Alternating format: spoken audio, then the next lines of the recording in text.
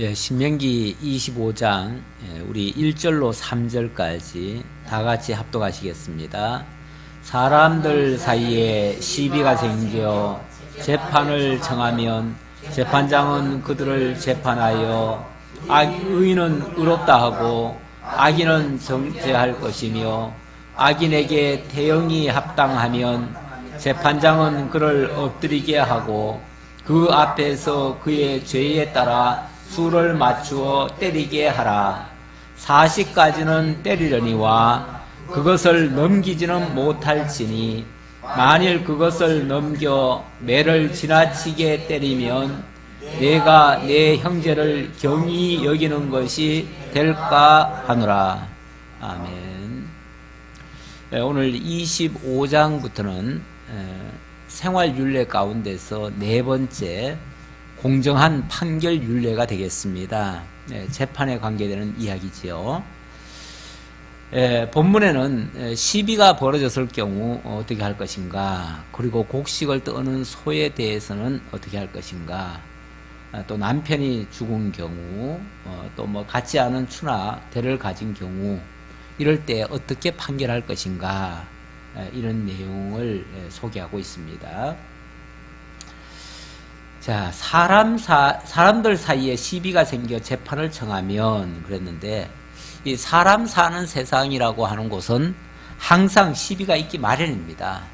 왜냐하면 생각이 다 다르잖아요. 의견이 다르고요. 그러다 보면 네가 옳으니 내가 옳으니 따지죠. 따지다 보면은 서로 자기가 옳다고 주장하니까 시비가 있기 마련이죠. 자, 그럴 때에 그걸 양 당사자한테만 맡겨두면은 절대 그게 끝이 안 납니다. 그렇죠? 끝이 안 나요. 다 자기만 옳다고 하니까요. 이럴 때 필요한 것이 판결입니다. 제3자가 판결을 해야 돼요. 판결을 해야 되는데, 그래서 판결이라고 하는 것은 모든 시비를 그치게 하는 최종 수단이라고 할 수 있습니다. 그래서 판결하는 기관은요, 좀 독립적이어야 하고요. 그리고 판결하는 사람은 매우 엄격한 중립을 지켜야만 합니다. 그래서 우리나라에서도요, 이 법원은 이 삼권 분립의 한 축으로 세워놨어요. 그래서 이거는 국회에서도 관여를 못하고 또 대통령도 마음대로 못하도록, 우리나라는 그래서 철저히 사실은 삼권 분립 국가입니다. 대통령, 국회, 대법원, 이렇게 셋으로 권력을 나눠놨어요. 그래서 어느 한쪽도 함부로 그 권을 행사하지 못하도록, 절대적으로 행사하지 못하도록. 그래서 대통령이라고 해서 대법원장 어떻게 할 수가 없어요. 그리고 국회도 마음대로 할 수가 없고요.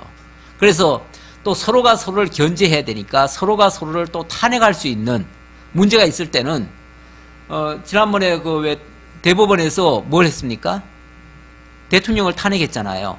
그러니까 대통령도 잘못하면 대법원이 탄핵할 수 있다. 그리고 그 탄핵 발의는 또 국회에서 했어요. 그러니까 대통령이 잘못하면 국회도 탄핵을 시킬 수 있다, 그 말이죠. 또 반대로 역으로 말하면 국회도 너무 엉터리로 가면요, 대통령이 국회 해산할 수도 있어요. 그리고 또 대법원도 또 국회가 또 대법원을 또 탄핵할 수가 있어요. 이렇게 서로 견제할 수 있도록. 그 대신 서로가 서로를 또 존중해 줘야 돼요. 그 특권은, 그 특별한 권한은 존중을 해줘야 돼요. 그래서 또 함부로 또 그렇다고 해가지고 권한을 줬다고 해가지고 함부로 탄핵하면 되나요? 절대 안 되죠. 그건 그야말로 독립적인 것을 인정을 해줘야 되는데, 도저히 안 될 때, 그럴 때는 이제 탄핵을 할 수밖에 없는 거죠. 그래서 웬만해서는 탄핵을 안 하고 독립적으로 보호를 해줘야 됩니다. 그래서 이 판사에 대해서는요, 우리나라에서 최고로 사실은 대우를 잘 해주는 데가 판사예요. 물론 대통령도 상당히 높은 지위에 있고, 대통령이 온다고 하면은 뭐 굉장히 깍듯이 예의를 갖추고 그렇게 하잖아요. 근데 우리가 그 재판정에 혹시 가보면은, 재판정에서도요, 이 법관들은 전부 다 아주 그 예복을 입잖아요. 예복을 입고, 뭐 판사님 나오시겠습니다 하면은 모두가 다 기립해야 돼요. 다 기립해가지고 깍듯이 예의를 갖추는 거예요. 그리고 일단 판사 입에서 뭔가 떨어지면 그 다음에는 어떠한 항변도 안 통해요. 물론 뭐 정식 절차를 밟아가지고 다시 뭐 또 상고 법원에 이렇게 할 수는 있지만 그거는 이제 절차 밟는 것이고요. 일단 뭐 아무리 억울해도 일단 판사가 어떤 명을 딱 내려버리면은 거기는 무조건 다 항복을 해야 돼요. 순복을 해야 돼요. 그러니까 뭐 그제도 뭐 지방의 한 뭡니까 지방 시장을 뭐 했어요? 잡아넣으라 그러니까 바로 잡아넣어버렸잖아요. 그 자리에서. 아무도 그렇게 예상 못했거든요. 근데 뭐 판사 말은 이건 뭐 이의를 제기할 수가 없어요. 그런데 그래서 어떤 경우에도 모든 사람이 그 최종 판단, 이거는 최종 판단은 모든 시비를 다 그치게 하는 거예요. 그래서 판사를 그만큼 존중을 해줘야 되고 판결은 그 대신 그렇게 하려면 모두가 다 존중하고 인정하고 하려면은 뭐 해야지요? 깨끗해야지요. 그 판결 자체에 만약에 어떤 허물이 많으면 안 되지요. 일방적으로 어느 한쪽 편을 들어서 만약에 판결을 한다든지 그런 모습이 보이면 그거는 안 될 얘기죠. 그래서 어떻게 판결을 하라고요? 의인은 의롭다 하고 악인은 정죄할 것이며 의인은 의롭다 하고 악인은 또 정죄시켜라. 그래서 정말 그 죄값을 정확히 들춰내 가지고 그래서 그 죄값에 대해서 판결을 해줘라 그 말이에요. 그래서 잘하고 잘못한 거를 정확하게 갈라줘라 그랬는데 사실 이번에 그 판결을 하는 거 보니까 뭐 항목이 뭐 80 몇 개를 이렇게 지금 쭉 열거를 하는데 보니까 뭐 이럴 것 같으며 뭐 그러니까 이거다라고 얘기하는 게 아니라 확실한 증거는 없어요. 증거는 없는데 이럴 것 같다. 뭐 어떻게 그러니까 꼭 꼬리가 붙어요. 그래가지고 다 추정에 의해서 판결을 내리더라고요. 그러다 보니까 한쪽에서는 아니 추정을 가지고 원래 우리나라는 증거제일주의거든요. 모든 재판에는 증거주의예요. 그래서 설령 뭐가 있다 할지라도 증거가 없으면은 잡아놓을 수가 없어요. 근데 증거는 안 나오고 추정을 해가지고 추정이 무려 80 몇 개가 돼가지고 그걸 가지고 판결 내려가지고 뭐 이렇게 집어넣어 버렸어요. 이러니까 한쪽에서는 항복을 못하지요. 어떻게 추정을 가지고 할 수가 있느냐. 추정이라고 하는 거는 할 수가 없다. 그건 법의 정신에도 안 맞고 세계 모든 나라에서는 이 대법원이나 이런 데를 정의의 여신이 판결을 한다 해가지고 정의의 여신 디케를 갖다가 이렇게 동상을 만들어 가지고 그걸 앞에다 세워놓습니다. 우리나라 대법원 앞에도 그걸 세워놨어요. 세워놨는데 다른 나라들은 그 디케가 저울을 들고 있죠. 저울 들고 있고 또 칼을 들고 있어요. 그래서 저울로 달아가지고 만약에 빗나가는 게 있으면 그쪽을 친다는 거죠. 그래서 이제 거기에 따라서 판결을 한다. 그 대신 정확하게 하기 위해서 인정에 휩쓸리지 않기 위해서 뭘 하냐면 눈을 가려요. 그래서 정의의 여신 눈에는 이 보호대가, 이 안대가 이렇게 덮여져 있어요. 안대를 쓰고 판결을 내리는 거예요. 그런데 우리나라 대법원에 있는 그 디케는 눈을 똑바로 뜨고 있어요. 눈을 똑바로 뜨고 있고 다른 나라는 이 저울추가 굉장히 커요. 굉장히 큰데 칼도 크고 그런데 우리나라는 저울추는 조그만해요. 조그맣고 칼도 조그만해요. 그래서 눈은 뜨고 있어요. 그래서 왜 다른 나라들은 전부 다 눈을 감고 있는데 왜 우리나라는 눈을 뜨고 있습니까? 그랬더니 똑바로 보고 정확히 판단하라고 했다 그러는데 그렇게 들리는 게 아니고 상황 봐서 저울 들이대고 판결해라. 상황 따라서 이렇게 들린다는 거죠. 원래는 눈을 감고 해야 돼요. 왜요? 사람이라는 것은요 인정이라는 게 있어요. 사람들이 그렇잖아요. 눈을 뜨면은 뭐가 돼요? 그 사람이 만약에 불쌍한 모습을 보이면은 갑자기 불쌍한 생각이 들잖아요. 그러면 안 되거든요.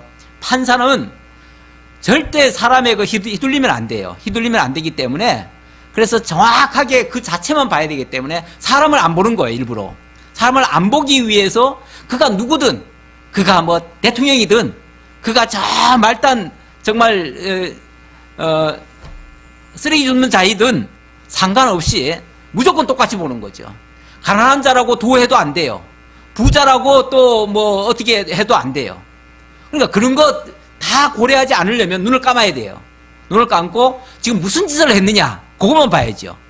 그것만 보려면 그것만 보고 판결을 해서 의인이면 너 의롭다, 악인이면 너는 죄인이다, 이렇게만 정지해 주라 그 말이에요. 이렇게만.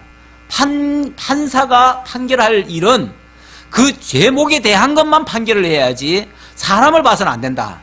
그것 때문에 이제 눈을 가린 건데 우리나라는 희한하게도 사람을 봐요. 사람을 먼저 봐요.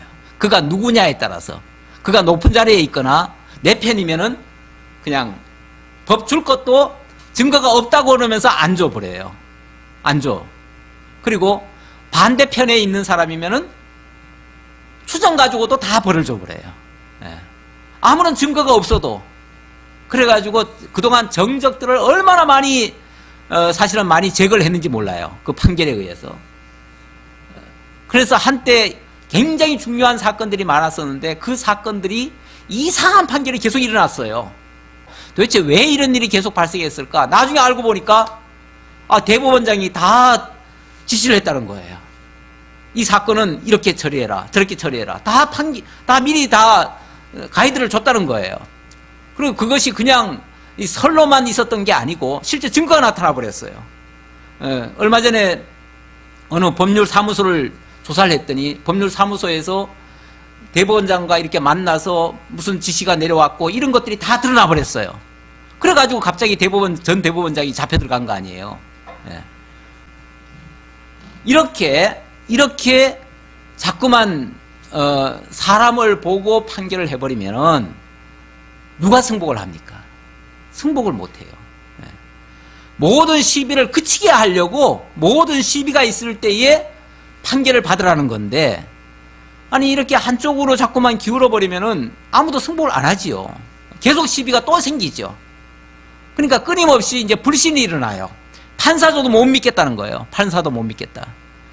판사도 못 믿으면은 사실 판사도 못 믿으면요 세상에 믿을 거 하나도 없습니다. 모든 시비를 그치게 하는 것이 판사인데 판결인데 그걸 못 믿어버리면은 더 이상 뭘 믿을 게 있어요. 뭐 정치가는 어차피 여당 야당이 있어가지고 완전히 편가름해요. 근데 그런 것들을 중립을 잡아줄 자가 결국은 판사인데 판사마저 한쪽으로 기울어버리면 삼권 분립이 아니죠. 뭐 무슨 왕조국가 같은 거죠. 이렇게 되어지면 아무것도 믿을 수가 없습니다. 그것은 하나님 앞에 엄청난 죄악이다 그랬습니다. 그리고 2절에 보니까 악인에게 태형이 합당하면 재판장은 그를 엎드리게 하고 그 앞에서 그의 죄에 따라 수를 맞추어 때리게 하라. 태형. 지금도 태형법이 있는 나라가 많습니다. 주로 중동 국가들이 많고요. 이 아시아권에도 예를 들어서 대표적인 나라가 싱가포르예요. 싱가포르는 태형이 아직까지 있는 나라입니다. 태형이라는 것이 어떤 면에서는 사람들에게 공포감을 주기는 하지요. 우리나라도 옛날에 그 태형 국가였죠. 우리나라도 옛날에 곤장 때려라 그랬잖아요. 곤장을 때렸는데 이 태형 제도가 감히 죄를 지을 생각을 못해요. 왜냐면 그거 맞는 게 너무 무서워가지고. 차라리 징역 뭐 얼마 사는 거는 크게 무섭지 않아요. 그건 뭐 거기서 다 먹여주고 다 하는데 뭐 재워주고 남들 사는 만큼 사는 건데요. 근데 이 태형이라고 하는 건 너무 아프잖아요. 그러니까 그래서 이 범죄를 경감시키는데 굉장히 유익하다고 그래요. 근데 성경에서도 이 태형이 합당한 자에게는 태형을 줘라 그랬어요. 물론 너무 과하게는 주지 말라고 하고 재판장은 그를 엎드리게 하고 그 앞에서 그의 죄에 따라 수를 맞추어 때리게 하라. 어찌 보면 약간 굉장히 모욕감도 줄 수 있어요. 옛날에는 일부러 모욕감 주려고 뭐 했어요? 엉덩이 벗기죠. 엉덩이 벗겨놓고 곤장을 때리게 했어요. 그러면 얼마나 치욕스러워요. 아니 막 굉장히 높은 자리에 있던 사람이 갑자기 뭐 잘못해가지고 그 하인들 보는 앞에서 옛날에 보면은 하인들 보는 앞에서 그 양반이 엉덩이 까고 곤장을 맞아요. 생각만 해도 얼마나 그 치욕스러워요. 뭐 감옥 가는 것보다도 훨씬 더 치욕스러운 거죠. 일부러 그렇게 함으로써 그 죄라고 하는 걸 생각도 못하게 하려고 그렇게 하는 거죠. 뭐 싱가포르 같은 경우는 뭐 껌 씹다가 이게 발각돼도 뭐 벌금이 뭐 한 80만 원 물린다네요. 예, 거기다가 뭐 운전하다가 코를 후벼도 뭐 80만 원 벌금 물린다 그러대요. 그리고 뭐 조금 남에게 해를 끼치거나 뭐 성추행하거나 이런 거는 무조건 다 태형이고요. 그런 건 태형으로 물론 거기도 뭐 이 상한선은 뒀어요. 뭐 24대 이상인가는 안 때리는데 거기까지는 때리도록 그렇게 했어요. 그렇게 하니까 지금 동남아시아에서는 제일 그 안전하고 준법 질서가 아주 잘 세워진 나라가 싱가포르래요. 그러니까 그 태형 제도가 나쁜 것만은 아닌 것 같아요. 근데 우리나라는 절대 뭐 인권이라는 걸 앞세워 가지고 절대 사람 손도 못 대게 하잖아요. 절대 때려서는 안 된다 그러는데 사실 때리는 것이 물론 뭐 막 미워가지고 막 두들기 패는 건 안 되겠죠. 그건 폭력이죠. 그건 폭력이지만 그 죄를 지은 자에게까지 너무 인권을 가지고 자꾸 얘기를 하면은 아니 뭐 죄인들에게 자꾸 인권 얘기하면서 다 보호해 줄 거면 무슨 형이 필요하겠어요? 형이라는 의미가 없죠. 형이라고 하는 거는 어찌 보면 그 인권이 제약을 당해야 돼요. 원래 형을 받는다고 하는 건 인권이 제약을 받아야 돼요. 그렇잖아요? 그래야 그게 형벌에 그 벌이 되는 거지. 그렇지 않으면 벌이 안 돼요.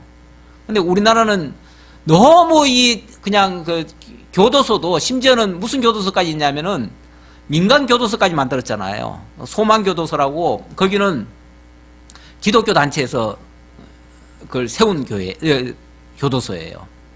그래가지고 뭐 모범수들만 갖다 거기다 넣어준다는데 그렇게 되면은 무슨 교화가 됩니까? 교화가 전혀 안 되죠, 사실은. 교화가 아니라 그냥 거기서 잘 지내다가 국립호텔에 있다가 오는 셈이 돼버리는 거죠. 그렇게 되어지면 그거는 오히려 이 효율이 많이 떨어집니다. 법을 지키려고 하는 의지 자체도 없어져 버려요. 근데 성경에서는 이런 거를 거기에 맞춰서 하라 그랬습니다. 그리고 40까지는 때리려니와 그것을 넘기지는 못할지니 만일 그것을 넘겨 매를 지나치게 때리면 내가 내 형제를 경히 여기는 것이 될까 하노라. 그런데 여기 40까지는 때릴 수 있지만 그러니까 39대까지는 때릴 수 있는 거죠. 엄밀하게 말하면 40을 넘길 수는 없으니까 40 이상은 안 돼요. 안 되니까 왜냐하면 40대 이상을 때린다는 거는 거의 뭐 초죽음에 이르게 하는 거니까 그렇게 되어지면 사람을 정말 죽게 할 수도 있고 또 너무 그렇게 하면은 형제를 경히 여기는 것이 될까 한다 그랬는데 이 경히 여긴다 형제를 너무 무시하는 그런 경향이 돼버리니까 그거는 그 형제를 바로 세우려는 그 의도가 아니라 뭐 거의 뭐 사람을 죽이려고 하는 의도가 돼버리니까 미워서 때리는 결과가 돼버리니까 절대 벌을 하다가 물론 죄는 밉지요. 죄는 밉지만 그 죄 때문에 사람까지 미워해서는 안 되는 거죠. 그래서 법의 정신에 보면 그런 게 있습니다. 죄는 미워도 사람은 미워하지 말라고. 그래서 죄에 대해서는 엄격하게 다스려야 되는데 그러다가 사람까지 멸시당하거나 사람까지 완전히 무시당하게 하는 거는 안 된다. 그리고 사람이 완전히 뭐 병신이 되거나 그렇게 해가지고 또 아니면 죽거나 이렇게 되어지면 그것도 또 안 된다. 그래서 그런 어떤 상한선을 두고 정말 그 두려움을 갖게 해서 이 죄인들은 사실은 두려움을 좀 가져야 돼요. 그래야 그 죄를 다시는 쳐다보지도 않지요. 다시는 그 죄를 저질렀다가 나는 정말 큰일 나겠다 해가지고 그리고 창피하다 너무 이래가지고 그 죄를 돌아보지 않도록 하기 위해서 그렇게 하는 거예요. 이러한 윤례는 장차 죄인들의 죄를 대신해서 지시고 긍휼히 여기심으로 형제들로 천히 여김을 받지 않게 하실 예수 그리스도를 바라보게 하실 것을 이 윤례 속에다가 담아두었습니다. 그래서 그런 이 윤례를 통해서 우리의 죄를 대속해 주실 그리스도를 바라보게 한다라는 것을 말씀드리고요. 4절에서는 곡식을 떠는 소의 입에 망을 씌우지 말라고 하십니다. 곡식 떠는 소에게 망을 씌우지 말지니라.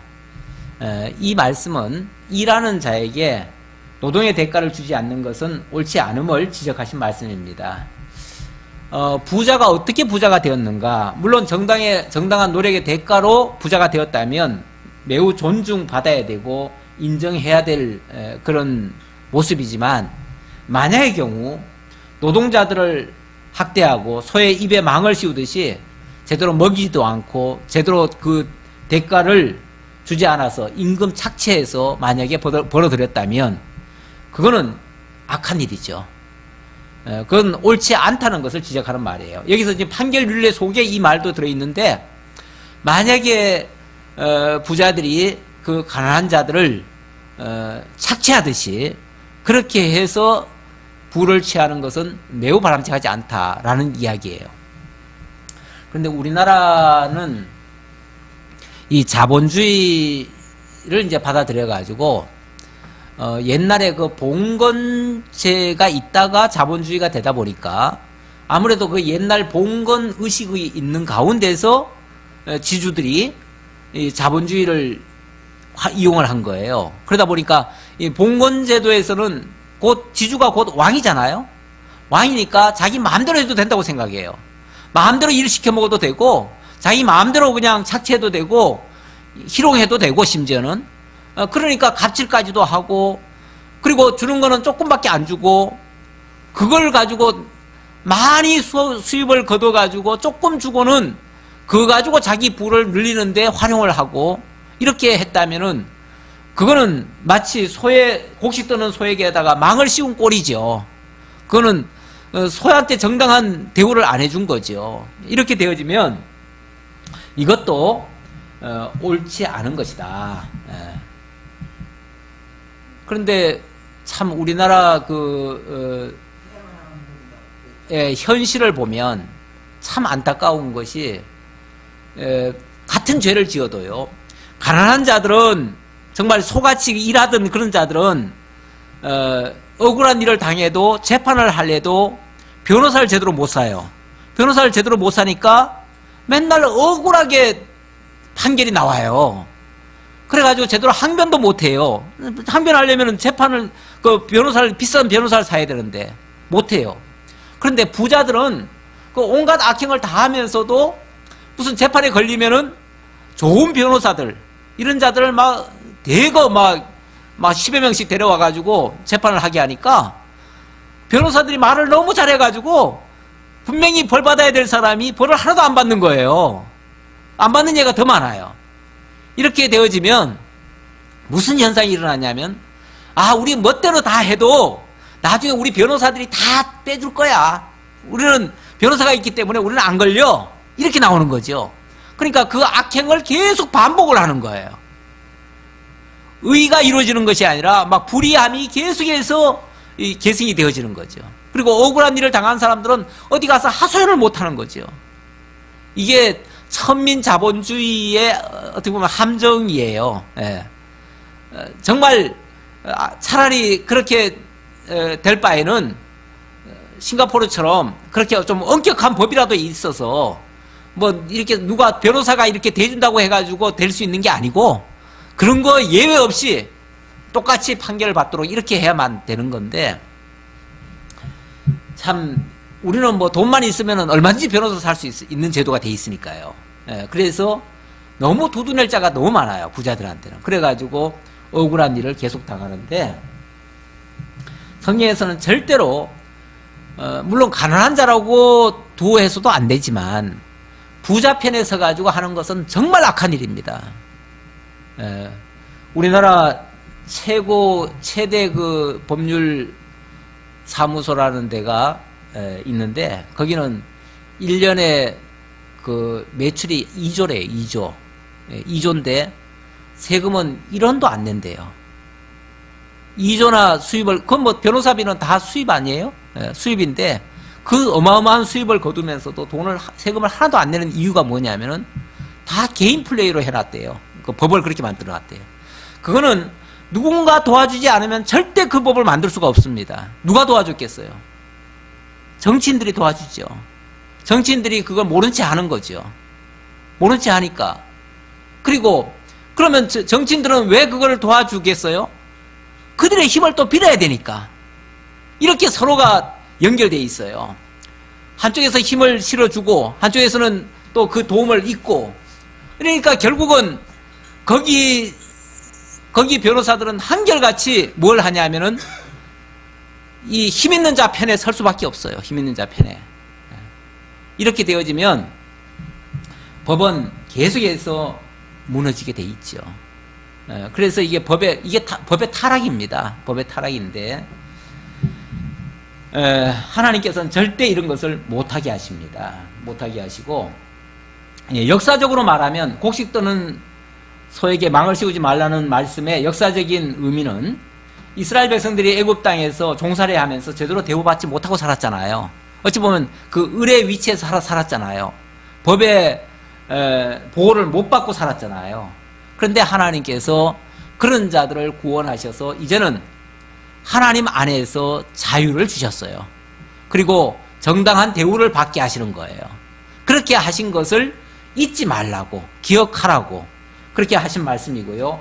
이 말씀은 예언적으로 말하자면 사도 바울이 이 말씀을 인용해가지고 고린도전서 9장 9절에서 그렇게 말합니다. 하나님께서 어찌 소들을 위하여 염려하심이냐, 전혀 우리를 위하여 말씀하심이 아니냐, 이렇게 말합니다. 그러니까 그 말씀은 진짜 소를 위해서 그 말을 한 게 아니다, 그 말이죠. 진짜 소 먹여라 그 소리 하려고 이 예언을 한 게 아니고, 그거는 하나님을 위해서 일하는 자들, 그들을 두고 한 말이에요. 사역자들을 두고 한 말인데, 그들에 대해서 하나님이 절대로 굶기지 아니하시고 그들에게 억울한 일을 당하지 않도록 주님께서 책임져 주신다. 그렇게 하실 것을 가르쳐주는 예언의 말씀이었다라고 그렇게 사도 바울이 그렇게 해석을 해줬기 때문에 제가 그 말을 그대로 인용을 했습니다. 자, 그 다음 5절부터는 남편이 죽으면 형제가 후사를 있게 해주라고 하시는 말씀인데요. 우리 한번 교독을 좀 해볼까요? 합독을 해볼까요? 형제들이 함께 사는데 그중 하나가 죽고 아들이 없거든 그 죽은 자의 아내는 나가서 타인에게 시집가지 말 것이요, 그의 남편의 형제가 그에게로 들어가서 그를 맞이하여 아내로 삼아 그의 남편의 형제된 의무를 그에게 다 해갈 것이요, 그 여인이 낳은 첫 아들이 그 죽은 형제의 이름을 잊게 하여 그 이름을 이스라엘 중에서 끊어지지 않게 할 것이니라. 예, 우선 거기까지요. 자, 이게 이제 형사치수제라고 하는 법인데요. 형이 죽으면은 그 동생이라도 그 집안의 대를 이어줘야 된다. 이제 이런 법이에요. 이걸 만약에 윤리 도덕적인 측면에서 이해를 하자면은 어때요? 좋은 법 같지는 않지요. 뭐 좀 이상하지요. 우리나라로서는 용납이 안 되는 얘기죠.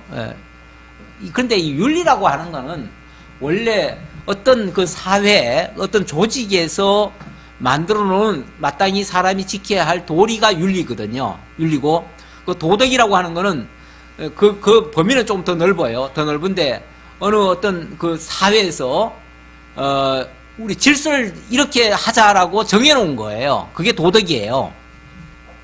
윤리 도덕적으로 우리나라에서는 이런 법을 채택하지 않았어요. 그러니까 우리가 생각할 때는 참 이상해요. 이상한데, 근데 이걸 윤리 도덕적으로 생각하지 말고 하나님의 계시적인 측면에서 이해를 해보면, 자, 하나님이 원하시는 건 뭡니까? 하나님이 원하시는 것은 당신의 택한 백성들이 생육 번성하고 절대 하나님이 세워놓은 그 질서가 무너지지 않기를 원하셔요. 그리고 당신이 기업을 주셨으면 그 기업은 절대로 없어지면 안 돼요. 그럼 그 기업이 유지가 되려면은 그 자손이 생육 번성을 해야 될 거 아니에요. 그런데 불의의 사고로 그만 죽었어요. 죽었으면은 그 집안은 대가 끊어질 거 아니에요. 대가 끊어지면 기업이 어떻게 되죠? 기업이 사라져 버려요. 아니, 하나님이 주신 기업이 사라지는 것보다 더 중요한 일이 있나요? 이 윤리적인 거라고 하는 거는, 그거는 인간끼리의 생각이고, 지금 하나님의 관심사, 하나님의 그 계획 속에는 당신의 그 영원한 기업이라는 게 있어요. 물론 이 기업이라고 하는 거는 나중에 보면 하나님의 나라를 이야기하는 거예요. 하나님의 나라를 세우고자 하는 하나님의 계획이 있단 말이에요. 근데 그 나라가 하나님의 그 언약 자손을 통해서 이어져 가야 되는데, 그게 만약에 대가 끊어져 가지고 그게 멈춘다면, 그러면 하나님의 언약의 말씀이 뭐가 되죠? 언약의 말씀이 안 이루어질 거 아니에요. 그렇게 되어지면 그거는 하나님의 계획이 수포로 돌아가는 꼴이 돼버려요. 그래서 그 자체가 악한 일이 돼버려요. 그래서 어떤 경우에도 후손을 이어야 되는데, 후손을 잇는 데는 그 형제들이 들어가서, 형수에게 들어가서 그 자손을 이어주는 것도 한 방법이다, 그 말이죠. 그게 원칙은 아니에요. 원칙은 아닌데, 이게 이제 어찌 보면 그 고엘이라고 하는 그 법이 거기 있을 거예요. 고엘법. 고엘법인데 일종의 대속의 법이기도 하고요. 룻기에서 그 내용이 나오잖아요. 그래서 결국은 그 기업을 이어주는 룻이 그 기업을 잇는 자가 되지요. 잇는 자가 되는데, 그 일가 친척을 통해서, 그게 형제가 없으면은 형제가 있으면 형제를 통해서, 형제가 없으면 일가를 통해서, 일가도 없으면 친척을 통해서, 이렇게 그 범위가 넓어집니다. 넓어지면서 어쨌든 그 사람의 이름으로 기업이 남아야 돼요. 그 남게 하기 위해서 그걸 고엘법이라고 하는데, 이게 이제 예수 그리스도께서 우리의 죄악을, 우리가 죄 때문에 우리가 죽어 마땅하잖아요. 사실은 죽은 자죠. 죄 때문에 죽은 자죠. 죽으면은 뭐가 되죠?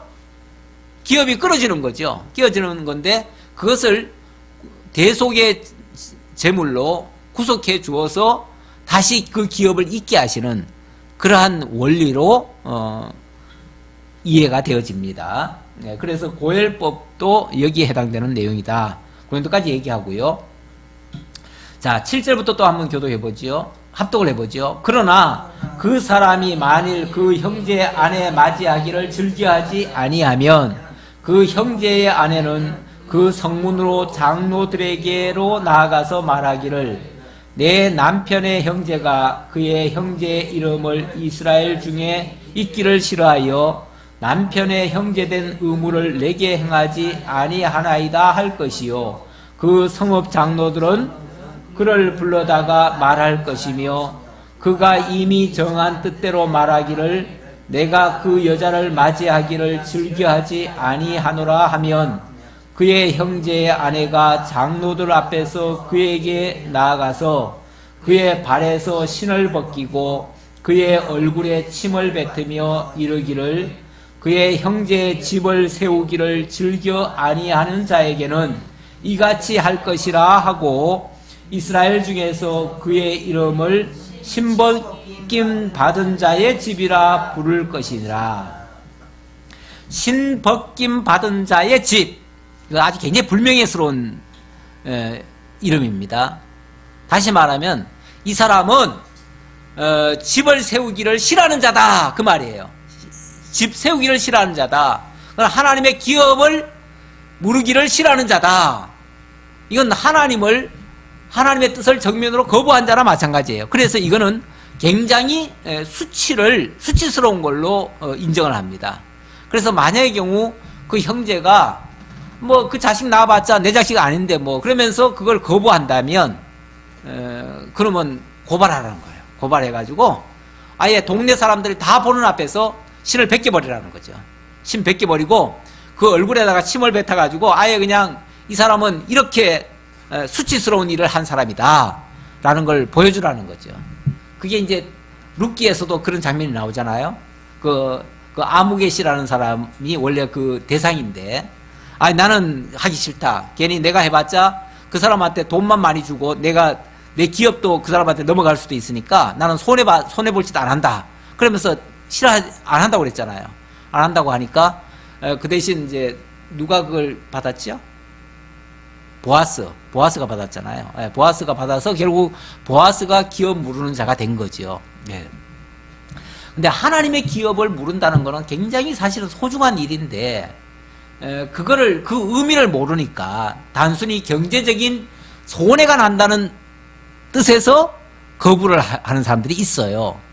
그러면은 그 사람이 거부하면 그 다음 타자가 쉽게 말하면 그걸 입도록 어떻게 해서든지 자관 기업은 무르도록 하라는 거죠. 이 기업을 무른다는 것은 결국 우리의 죄값을 대속해서 내가 잃어버린 그 기업을 그리스도께서 다시 찾아주실 것을 가르쳐주는 그러한 예언의 말씀이 되겠습니다. 그래서 하나님은 당신의 구속하신 백성들을 절대로 잃어버리지 않습니다. 당신의 택한 백성들 절대 잃어버리지 한 영혼도 잃어버리지 않는다. 우리 예수님 기도할 때도 그런 장면이 나와요. 아버지께서 내게 주신 자들을 내가 하나도 잃어버리지 아니하였나이다. 이런 식으로 기도하지요. 네. 바로 하나님의 기업들을 절대로 잃어버리지 아니할 것을 이 율례 속에다가 담아 두신 겁니다. 11절로 12절 우리 한번 또 합독을 해볼까요? 두 사람이 서로 싸울 때에 한 사람의 아내가 그 친언자의 손에서 그의 남편을 구하려 하여 가까이 가서 손을 벌려 그 사람의 음낭을 잡거든 너는 그 여인의 손을 찍어버릴 것이고 내 눈이 그를 불쌍히 여기지 말지니라. 예, 두 남자들이 이제 싸우는 거죠. 싸우는데 거기에 이제 막 싸움이 점점 커지니까 부인네들까지 같이 참가를 했어요. 그래가지고 집안 싸움이 돼버렸어. 그러다 보니까 그 중에 한 여자가 아마 자기 남편 도와준답시고 그 상대방 남자의 뭐라고 할까요? 제일 약점, 그 약한 부위죠. 그 약한 부위를 뭐 발로 차거나 또 아니면 손으로 잡아버리거나 이런 경우가 있다는 거죠. 만약에 그런 경우가 있다면 어떻게 하라고요? 그 손 잘라버리래요. 이거 굉장히 아주 심각한 얘기입니다.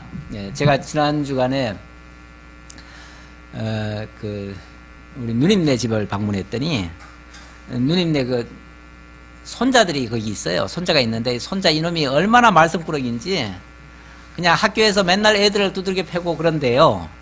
두들겨 패는데 두드려 팰 때 주로 어딜 두드려 패냐면은 이 음낭을 찬대.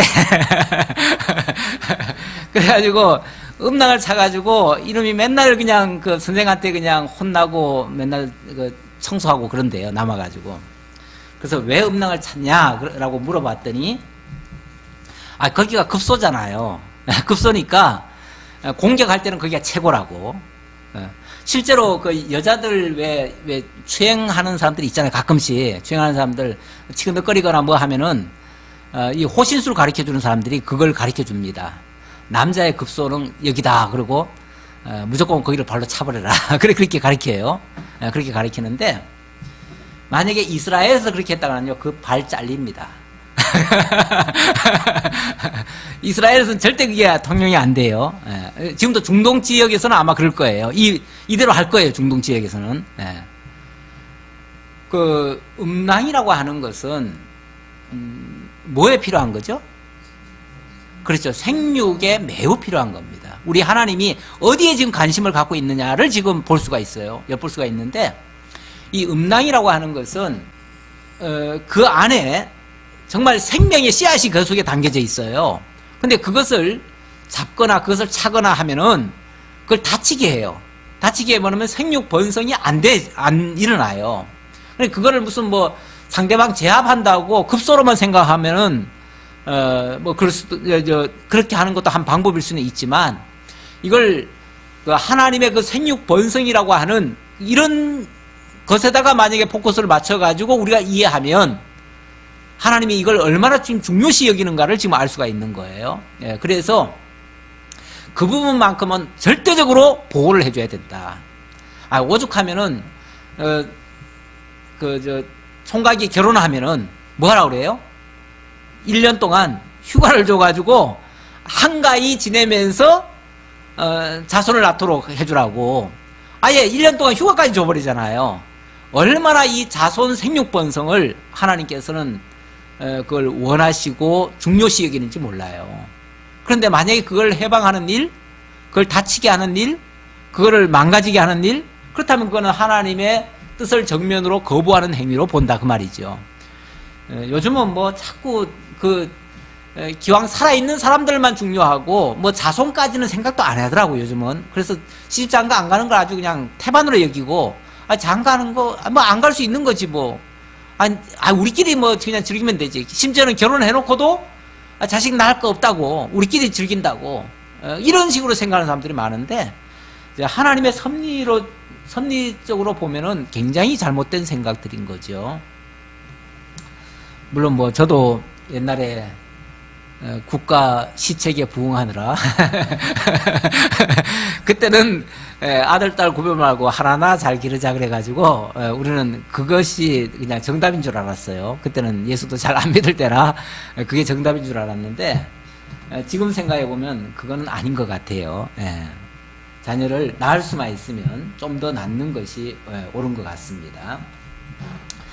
자, 뭐 그렇다고 해서 단순히 꼭 인간적인 자손만을 지금 얘기하는 건 아니죠. 이제 그리스도 안에서 신령한 자손들 생육 번성시키는 것이 지금은 하나님의 뜻은 거기에 담겨져 있는 거죠.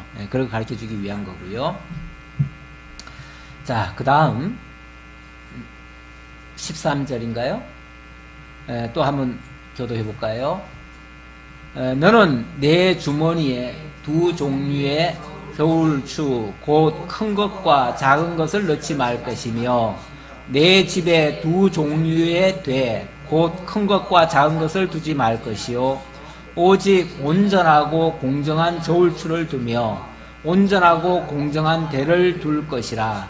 그리하면 내 하나님 여호와께서 내게 주시는 땅에서 내 날이 길리라. 이런 일들을 행하는 모든 자, 악을 행하는 모든 자는 내 하나님 여호와께 가증하니라. 이 장사는 집치고 두 가지 저울추 없는 사람이 있을까요? 두 가지 대바가 없는 사람이 있을까요? 뭐 우리는 뭐 장사 안 하니까 뭐 우리는 안 그러지. 농사 짓는 사람은 안 그렇겠죠?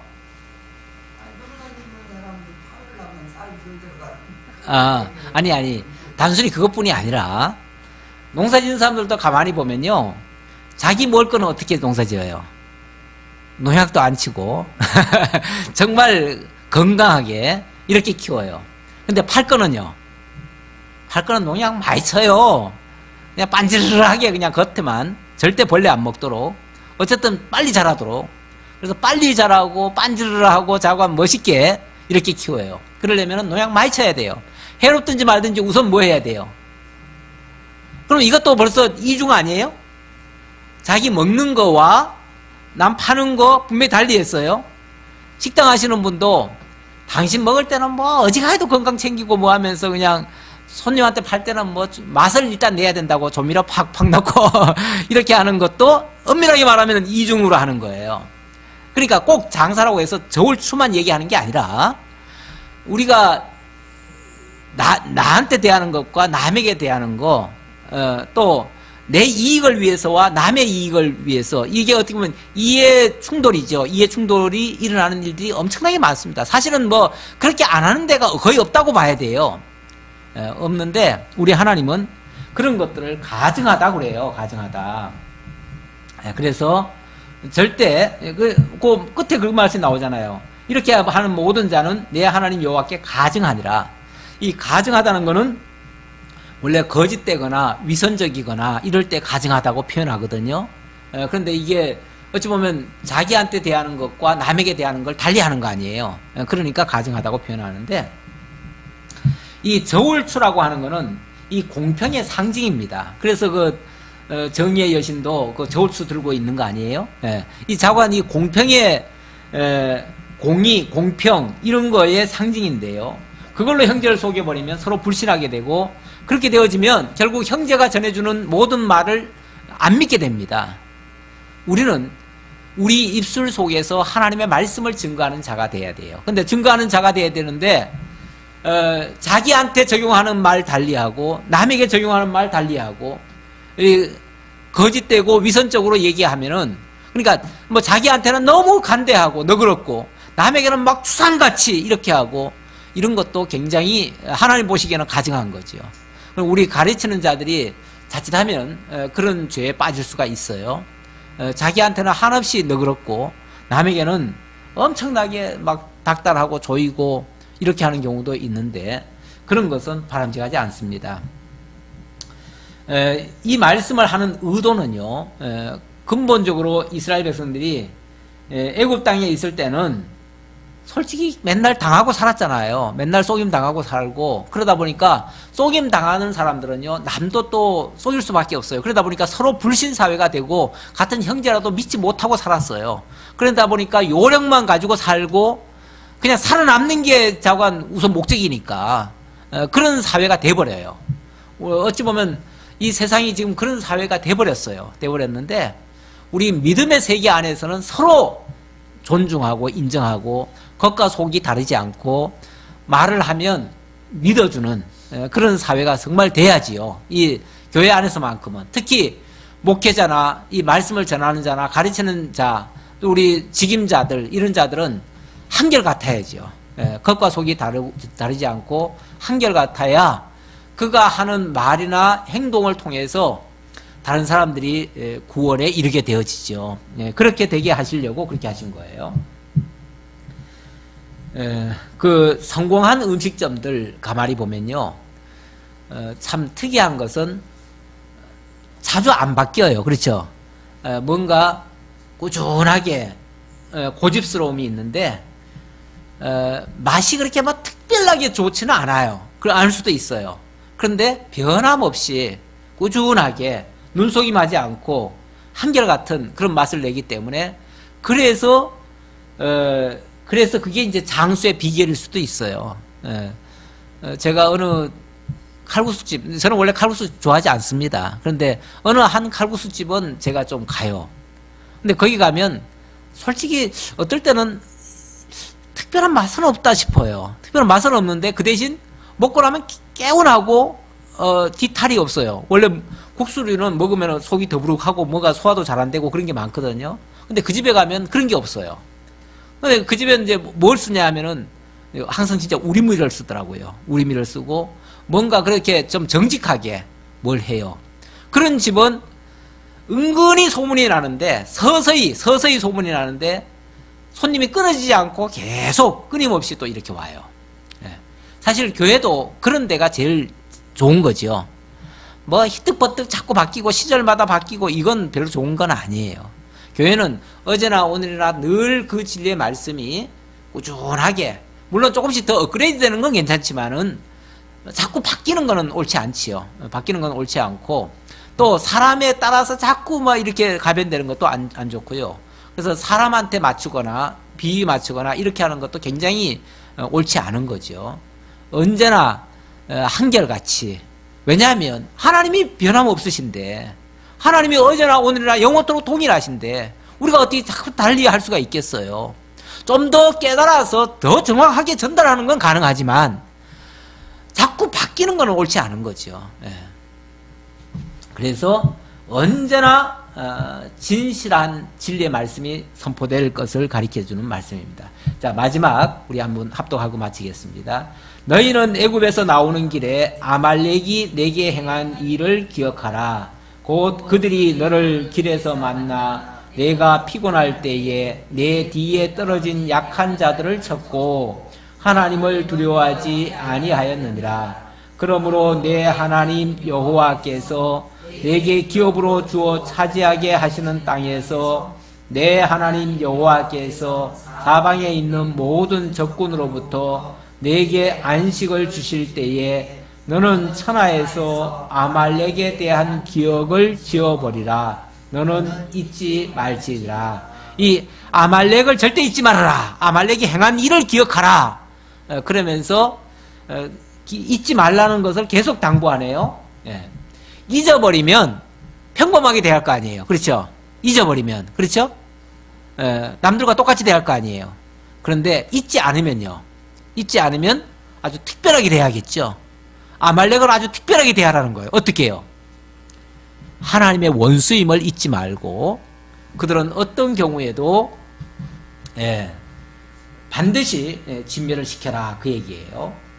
왜 그랬냐면 이 아말렉은 이스라엘 백성들이 광야에서 좀 방황할 때에 그들을 도와주기는커녕 뒤에 기회를 엿보다가 뒤에 처진 자들을 쳐버렸어요. 그래가지고 이스라엘에 많은 피해를 입혔어요. 길을 막는 자를 하나님은 뭐라고 그러냐면 원수라고 그래요. 원수. 그래서 아말렉은 나의 원수다. 하나님이 그렇게 말씀하시면서 절대로 나의 원수인 아말렉을 잊지 말아라. 여기서 잊지 말라는 것은 좋은 의미에서 잊지 말라는 게 아니라 그들을 정말 그 원수에서 절대로 놓을 수 없다. 그런 의미죠. 그래서 그들을 진멸하라고 했는데 나중에 무슨 일이 있었냐면 사울 왕이 아말렉 족속을 잡아다가 그 좋은 것만 다 빼앗고 그리고는 그 왕을 살려뒀지요. 그리고 거기서 잡은 것 중에서 살찐 소나 이런 것들은 다 남겨뒀지요. 그리고 왜 남겼냐 그러니까 이거 나중에 하나님께 드리려고 했는데요. 그러면서 그랬죠. 그때 하나님이 네가 하나님께 드린다는 핑계로 결국 내 명령을 어긴 거다. 그래가지고 내가 너를 그 왕위에서 패하겠다 해가지고 결국 그 죄로 왕위에서 폐위가 되어집니다. 이것도 공정하지 않았다는 거죠. 하나님의 이 공정이라고 하는 기준은요, 사람의 기준이 아니에요. 사람의 기준이 아니고 하나님의 기준이에요. 그러니까 하나님이 악하게 여기는 것을 우리가 선히 여기는 것도 공평하지 않은 거예요. 하나님이 악하게 여기는 것은 우리도 악하게 여겨야 되고, 하나님이 선히 여기는 것은 우리도 선히 여겨야 되고, 하나님이 옳다 하는 것은 우리도 옳다 해야 되고, 하나님이 싫다 하는 것은 우리도 싫다 해야 돼요. 그래서 하나님의 뜻에 맞게 하는 것이 공평한 거예요. 그래서 자꾸 사람들이 인간 기준, 인간 본위가 되다 보니까 인간의 생각으로만 자꾸 뭘 하려고 해요. 그래서 교회 일도 자꾸 인간 생각을 앞세워가지고 자꾸 일을 하려고 하는데, 그렇게 하는 것은 하나님 앞에 옳지 않습니다. 우리는 뭐든지 하나님의 말씀을 앞세워서 하나님의 기준으로 교회도 세워나가야 됩니다. 이렇게 하실 것, 장차 그리스도를 통해서 온전한 심판을 하시고 우리는 모든 죄 아래에서 구원하시고 율법의 모든 죄짐을 벗겨주시고 하나님의 나라와 의를 위해서 살아가게 하실 것을 가르쳐 주시려고 이러한 율례를 주셨습니다. 그래서 디모데후서 4장 8절에 보면 예수 그리스도가 우리를 구원하시고 악한 세상에서 우리를 구원하시고 의로운 재판장으로 우리를 의롭게 해주실 것을 가르쳐 주시는 말씀이 있습니다. 그렇게 해주실 것을 이 25장을 통해서 우리에게 알려주셨다. 그렇게 보겠습니다. 기도하겠습니다. 아버지 하나님 감사합니다. 하나님이 우리를 사랑하셔서 늘 진리의 말씀으로 우리를 굳건히 세워주시려고 오늘 공평한 진리의 말씀을 주셨습니다. 판결 율례를 주셨습니다. 이 판결 율례를 통해서 의로우신 재판장으로 오시는 우리 주님을 맞이하고 주님 안에서 온전한 의가 이루어질 것을 저희들이 다시 한번 깨달았습니다. 늘 하나님의 말씀 앞에서 진실되게 살아갈 수 있는 저희 모두가 되도록 함께해 주옵소서. 모든 것 감사드리옵고 예수님의 이름으로 기도하옵나이다. 아멘.